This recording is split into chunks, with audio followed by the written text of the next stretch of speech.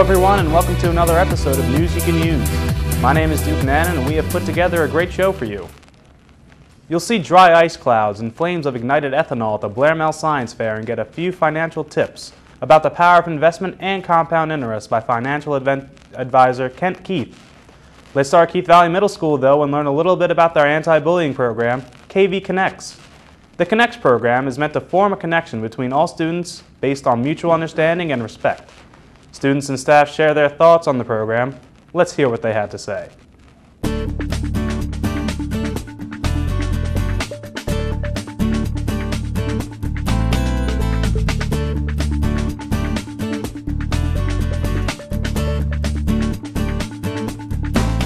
KV Connects to me, it's our anti-bullying, our character education, and our basically school connection program that we use here at Keith Valley.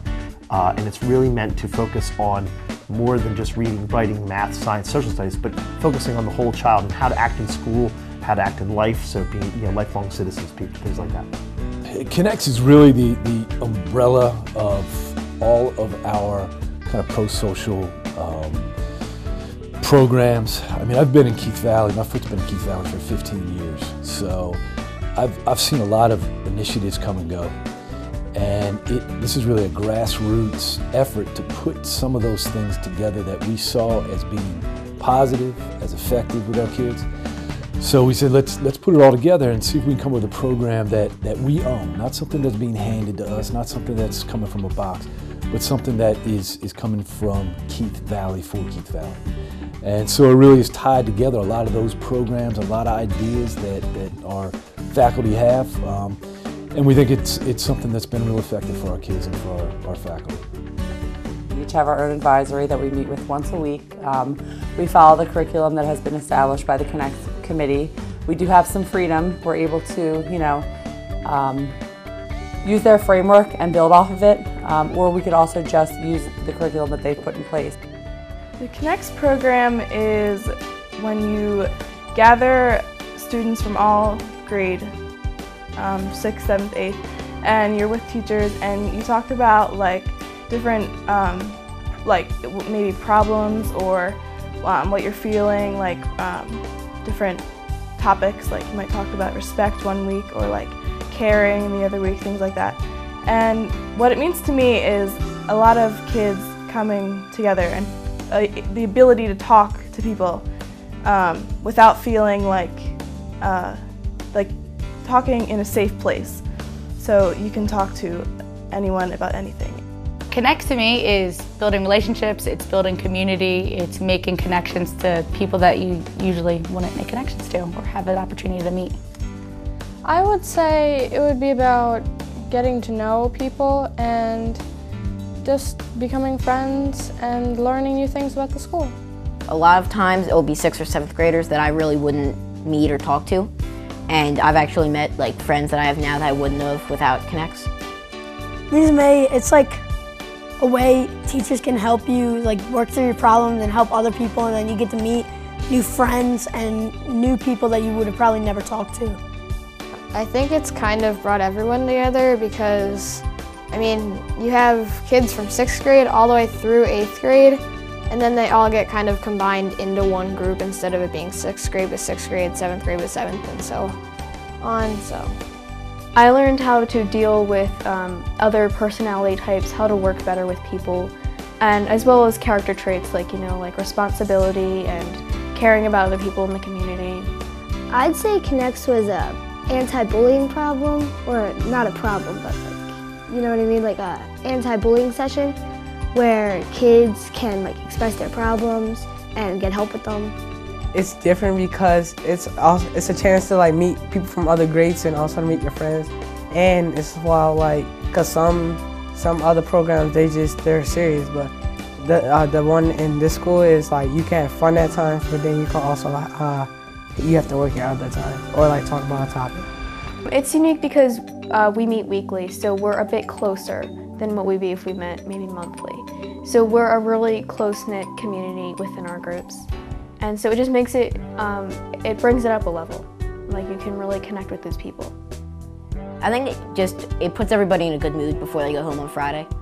because then it's actually something for kids to look forward to on Friday morning after all their classes. They get shortened classes and they get to go hang out with some kids from other grades and another teacher who they might not normally have. We want to put kids in the best position they can possibly be to react to situations. So if we can talk about real life examples, we can talk about what happens on the bus, what happens in the cafeteria, what happens in the hallways, and give tools to students to say, hey, and stand up and say, you know what, that's not right, then we're ahead of the game. It's just a great way to include everyone, and like I said earlier, it's a great way to make it a great KB community, and so that we all care about each other and that we all know we belong somewhere. And I also feel like teaching content is something that we all do very well. It's something that we've been educated to do. Making that connection with the kid though and having them trust you as a teacher enables so much more. I mean, you can teach them everything if they trust you. So I think this is just a great opportunity to build those connections and that trust, and it's just a safe, great place to be. So I'm really glad to be a part of it. As am I. The Connects program has made serious headway into breaking down divisiveness and creating an integrated community where individuals can appreciate and care about one another. In fact, the success of KV Connects has been nationally recognized by the National Conference on Bullying.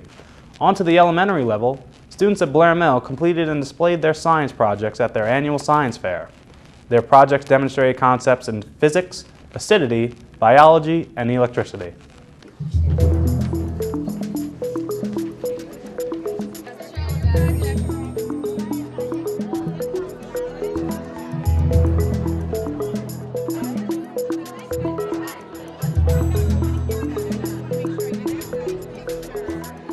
This morning we had the opportunity to experience our 5th annual Blair Mill Science Fair, and I have to say it was a huge success. For the past 8 weeks, our students have been working very hard at home. They've been working with siblings, with friends, with their parents to actually work through the science process and do a science experiment.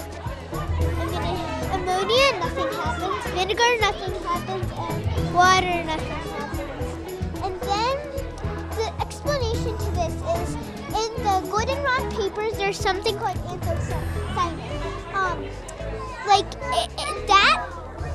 That dye, it's slightly acidic.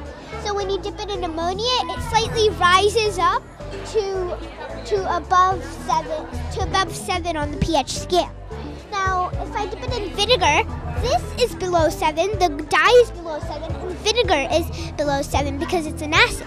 Anything that's an acid is below 7. So it turned back to its regular thing. That's below 7, this below 7, so it goes back to its regular thing.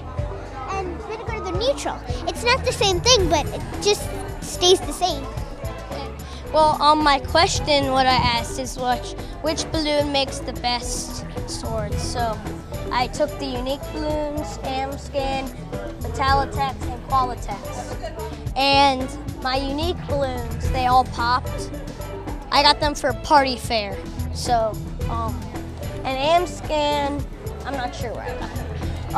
Metallotex and Qualitex, I got both of them off Amazon. And it turned up that the Qualitex worked the best, is what I brought in today.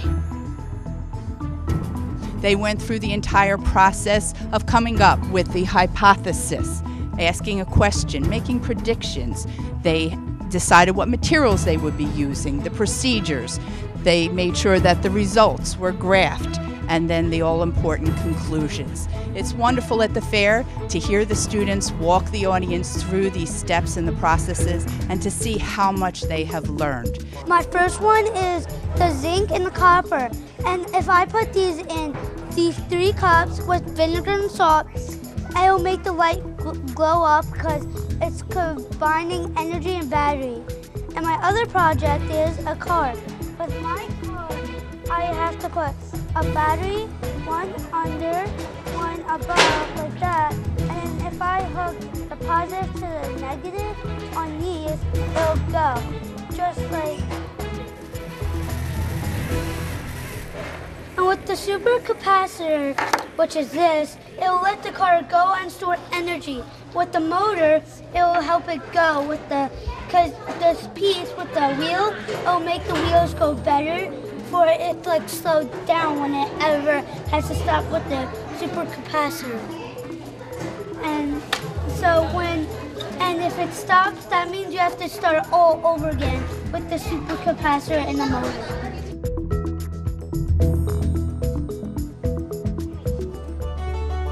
Ladies and gentlemen, when you heat up dry ice, is it going to melt like an ice cube?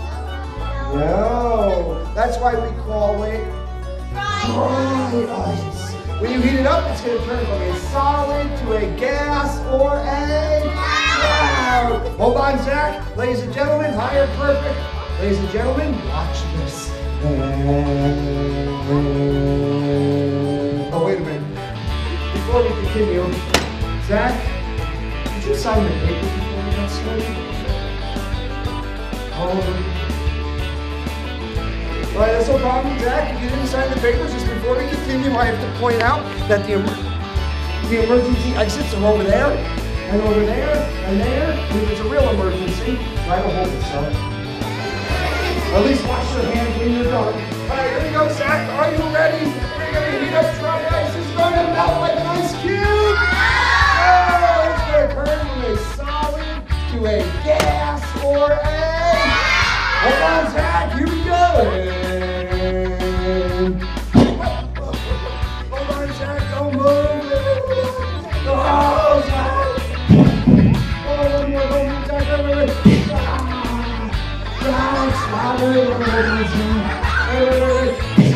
The whole idea is to ignite a new interest and a new enthusiasm for science, because in the future, that's where it's at. Right. This.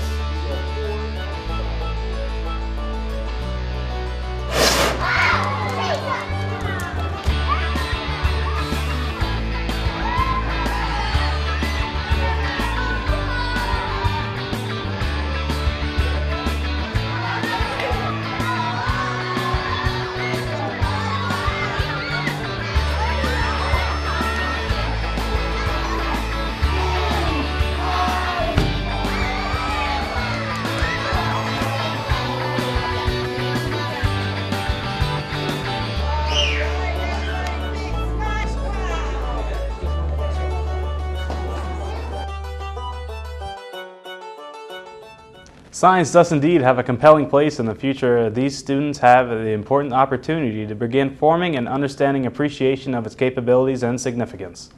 Next, we'll take a look at some monetary advice from financial advisor Kent Keith. Mr. Keith spoke with business classes at the high school and emphasized living within your means and having your money work for you in order to ensure a comfortable retirement. Portion of all the money you make must be yours to keep.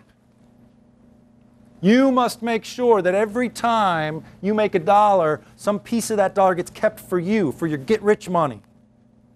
Because if you don't make sure that happens, the world will conspire to take it from you.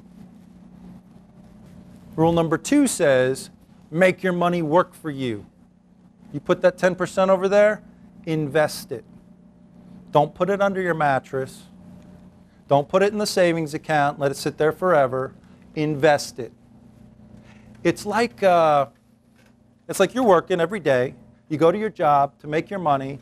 You're throwing a little bit over there. But at the same time, it's like another person working for you. Consider this. I'm a financial advisor, right? So I have a client, and in 2008, the stock market, I don't know if you know about the financial crisis of 2008, stock market dropped 40%.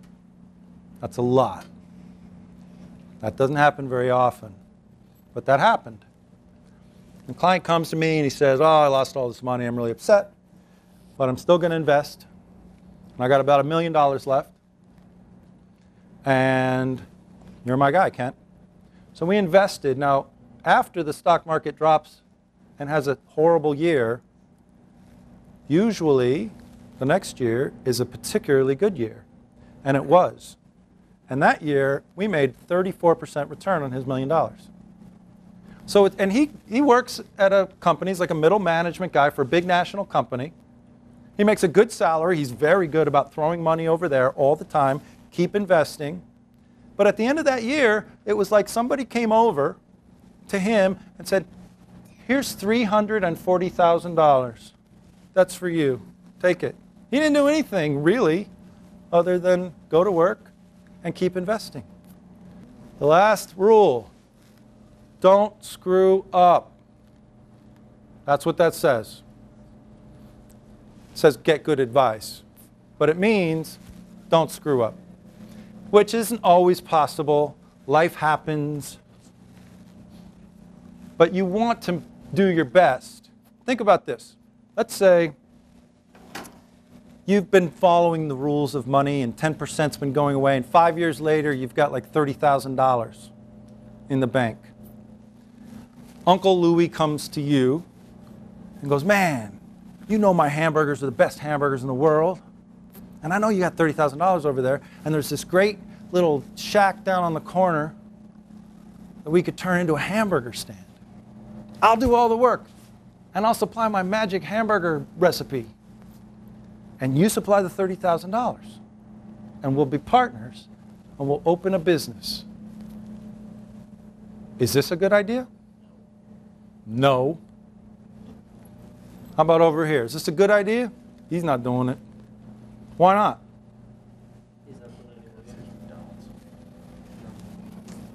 Well, what about the McDonald's brothers and Ray Kroc? You know what they did? They took their money and they opened a hamburger stand. It was a pretty good idea for them. They turned out okay. Let me just tell you guys, scientifically it has been proven, no, money does not equal happiness. And in fact, they have done study after study after study. It's not just one.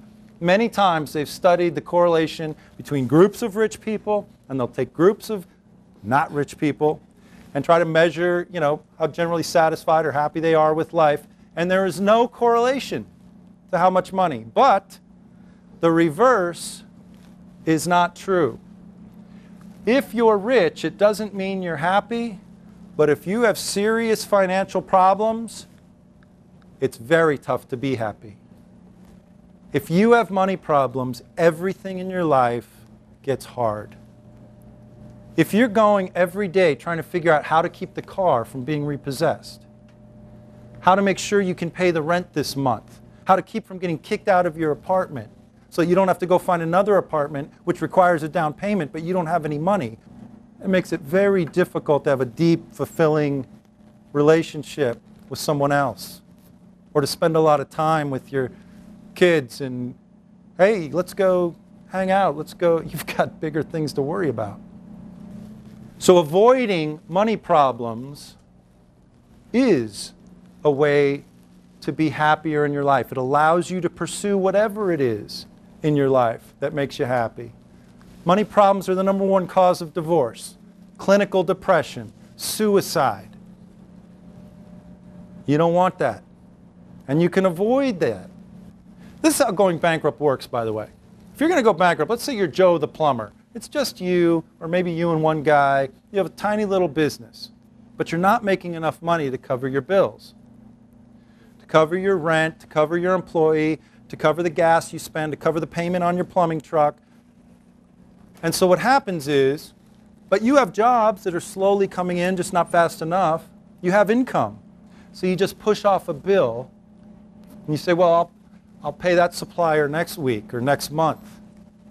I won't make my truck payment this month. And you know what? You can be making not enough money to cover your bills, and it'll take you a little while to actually go bankrupt, but you will go bankrupt eventually. You can't make not enough money to cover your bills and not go bankrupt. The more money you make, the longer you can put this off. Right? If you're Kim Basinger or Willie Nelson and you have money coming in, you can put off bankruptcy for a long time until it eventually catches you. It's probably easier to become richer faster with a $150,000 a year job. Does that mean you should aspire to that job? I don't think so. In fact, that's the point. You should do what you want to do. Do what makes you happy in life, because you're going to be a millionaire anyway by following these rules. In these uncertain economic times, budgeting and wise investment is an invaluable tool to help ensure financial security throughout one's life. Mr. Keith's last point was his most important, that by understanding sound monetary practices, anyone can accumulate significant wealth in their life. This awareness can set you free to pursue your passion without the worry of financial constraints. Like many student organizations here at Hatboro-Horsham High School, members from the Black Student Union gave a helping hand to an organization that collects books for children. Reach Out and Read is a national program that distributes books to kids who visit health facilities like the Children's Hospital of Philadelphia. Doctors and other healthcare professionals incorporate this program as a way to encourage families to read together. Here's more about this wonderful charity. About 24 boxes of books were collected by students from the Black Student Union at Hatboro-Horsham High School. These books were given to the Reach Out and Read program as part of a community project for BSU. We wanted the BSU to have an annual book drive, like partnership as their clothing drive, and all the clubs have their main drive. So we wanted to do the book drive as something the BSU does annually. So when the time comes around, everyone gathers the books together, and we all collect them. High school was involved, the middle school was involved, and we just collected books, and then books are going to go to inner city school children who don't really have access to the books that we have. So we wanted to help them out, and that's basically what it was all about. The books are to be distributed by the Reach Out and Read program, which helps many kids in this area and around the country. Reach Out and Read is very unique. It takes place in primary care health centers across the nation where children go for their well visits. And if they go to a doctor's office that is a Reach Out and Read program, they receive a brand new age-appropriate book from their pediatrician, doctor, or nurse practitioner at every well visit from 6 months through 5 years. The Reach and Read program needs 45,000 gently used books a year. The donated books from student organizations like the Black Student Union is critical to fill the demand for books every year. This entire program, Reach Out and Read, locally, nationally, we rely solely on donations. We rely on donations of funds to purchase the brand new books for children 6 months through 5 years. We rely on donations of others to do book drives for children, young children. So we need brand new books for children 6 months through 5 years, and we need gently used books for children birth to adolescence. All of the organizations that adopt us and find us, thank you, because we need the support from a school like this. We were able, we're helping people gain knowledge, so it's very, very nice. It's a good feeling. It feels good. We've done a lot of things this year involving just, hands-on personally for people. Work involved, it was definitely, I guess getting the boxes, boxing the books up took about a day or two to get it all together. So it was a lot of work into it. A lot of work indeed, but the effort was well worth it for these Hatboro-Horsham High School students. The books they gave to the Reach Out and Read program will make a huge impact in healthcare facilities in the area. Hats off to the Black Students Union for making a difference in someone's life. The 100 or so books collected by our students will be used in 6 doctors' offices located throughout the Delaware Valley. The Reach Out and Read program begins at child's 6-month checkup and continues through age 5. Again, hats off to the Black Student Union for all their hard work. In late March, the Hatboro-Horsham School District teamed up with local and county first responders for a district-wide emergency preparedness drill. Every school in the district participated in a variety of exercises, including weather emergencies, intruder alerts, and gas leak evacuations. How did we do? Take a look. That a tornado will hit the area of Hatboro, Crook and Bill within the next 15 minutes.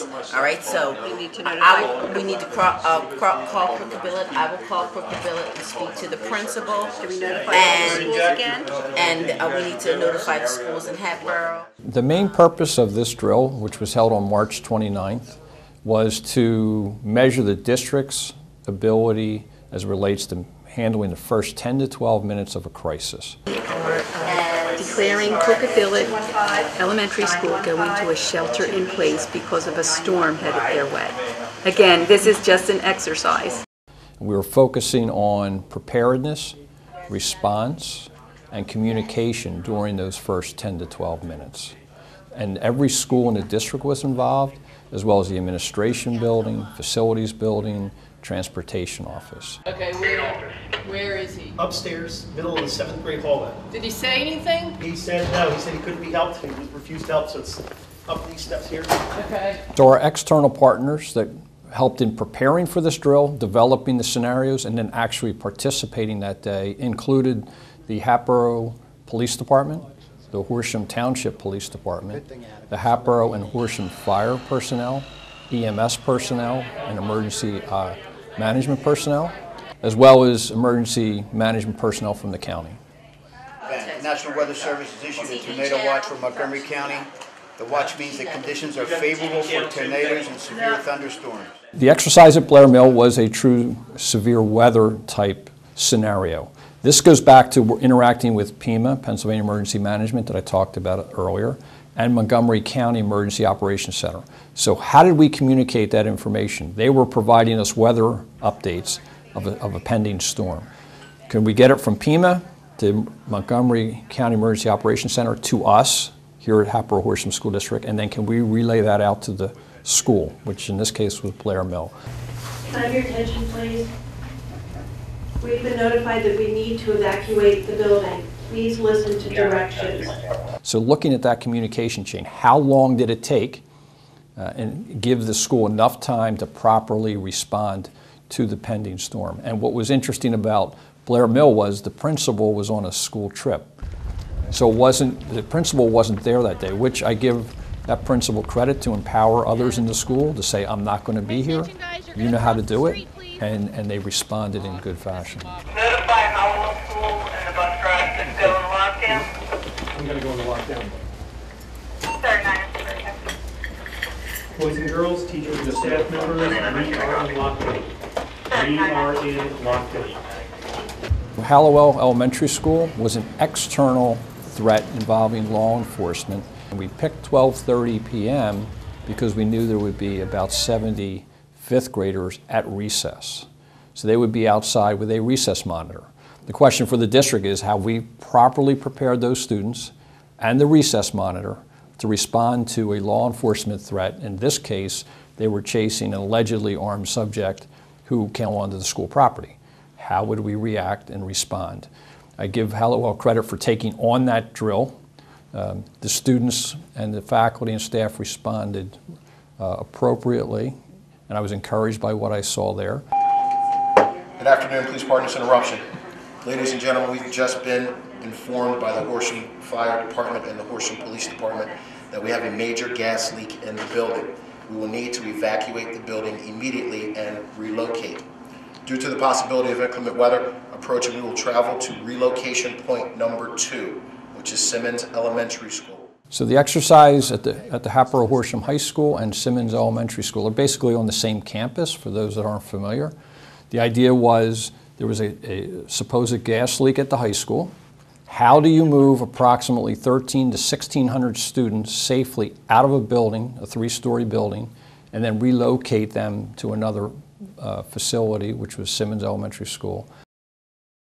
Science, family consumer science, physical education, and health. Please move immediately.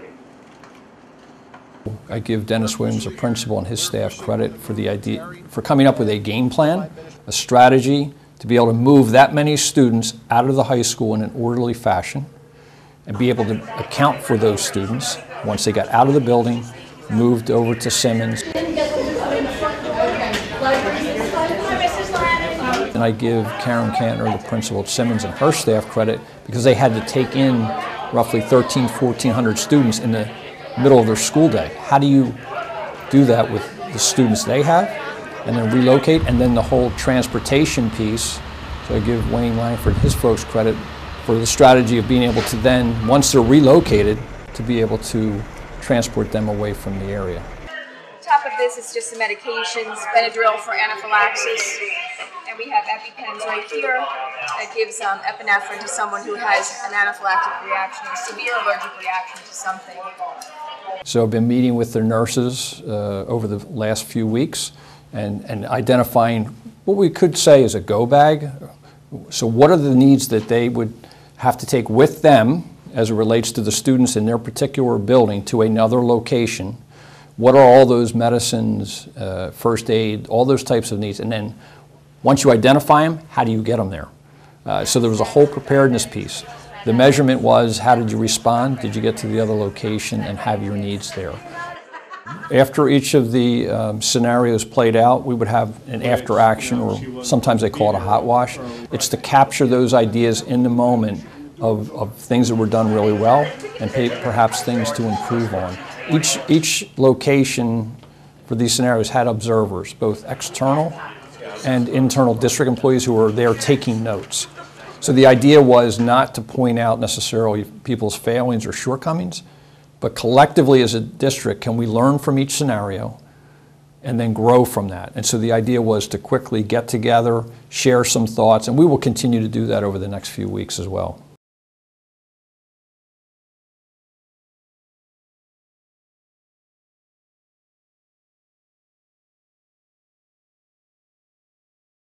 Jeff Tomlinson, the Hatboro-Horsham Safety Director, will evaluate how each school did and give his assessment on how everyone performed.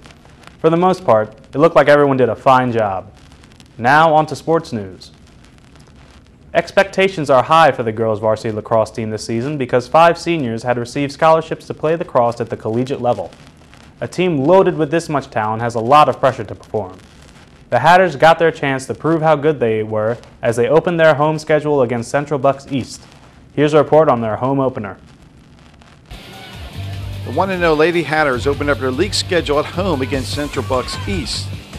The Red and Black wasted no time in getting on the scoreboard thanks to a penalty by CBS, and Courtney Daly scores easily to make it 1-0 Hatters.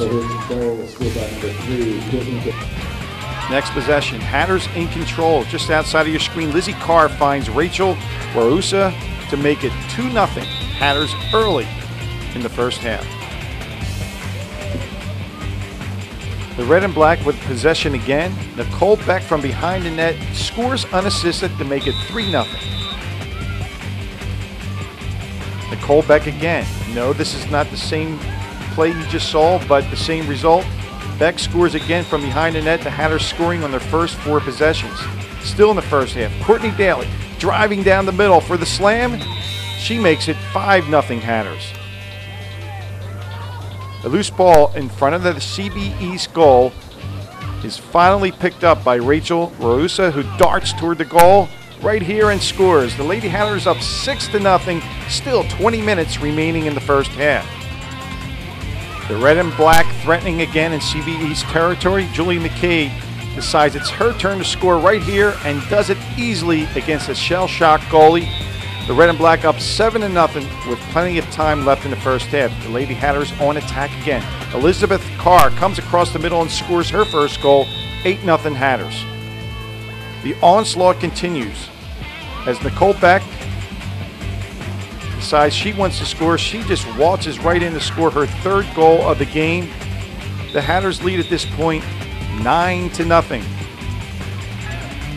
Lizzie Carr from behind the net catches her opponent sleeping and scores easily for her 2nd goal. The Red and Black up 10-0, still in the first half. Nicole Beck looking for a cutter. She finds sophomore Catherine McKay, who scores her 1st goal of the game to extend the Hatters lead 11-0. Courtney Daly. She finds Catherine's big sister Julie, who finds the net to make it 12-0. Lady Hatters dominating. Loose ball again in front of the CB East goal is finally scooped up by little sister Catherine McKay, who scores her 2nd goal of the night. 13-0 Hatters at this point. Still in the first half, Courtney Daly with possession behind the CB East net gets her 2nd assist as she finds Nicole Beck, who scores her 4th goal, all in the first half. The Hatters would go on to win 16-1 in their league opener. The Hatters were expected to come up with a win, and they did in a big way. At the recording of this show, the Lady Hatters are undefeated and ranked #1 in the state and 3 nationally. Way to go, girls. Now on to boys varsity lacrosse. The Hatters opened up their home schedule against one of the best lacrosse teams in the state, Garnet Valley. This game was a measuring stick for the Red and Black as they took on this nationally ranked program. Let's see how they did. Hatters opening up their season with sophomore Mark Palston in goal. He would be tested early against this ranked team, Garnet Valley. We pick up action in the first quarter. No score. Senior attacker Jules Rachi from Garnett Valley scores with 5:02 in the first quarter to give the Jaguars a 1-0 lead. Late in the first quarter, the Hatters trying to get on board. Trevor Downing beats twin brother Patrick Downing with a nice pass, but Pat's shot goes wide. The Hatters missed a number of opportunities early to score. Hatters down 2-0 late in the second quarter when Garnett Valley's Jules Roche scores his second goal to give the Jaguars a 3-0 lead with 3:22 left in the half. The Hatters would go into halftime trailing 3-0. We pick up action in the third quarter, Jaguars with the ball, and Jules Roche goes across the middle and scores his third goal to give his team a 4-0 lead. The fourth quarter begins, and the Hatters still trying to get on board. But fortunately, the scoring drought ends right here as junior attacker Jimmy Murphy scores. The Hatters down 4-1 early in the fourth quarter. The red and black with the ball again, but time is now a factor. Murphy to Durkin to Pat Downing, who quickly fires and scores. Hatters down 4-2 with 5:21 left. Shortly after that goal, Jimmy Murphy here with a spectacular play, who scores. Hatters within one, but unfortunately that would be the Hatters' last goal as they would go down 5-3 to the Jaguars.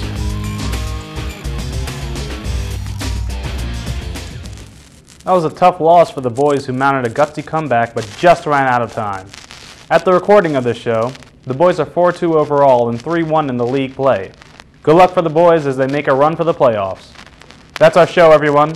Thanks for watching this edition of News You Can Use. As always, thanks for watching, and we'll see you next time right here on HHTV.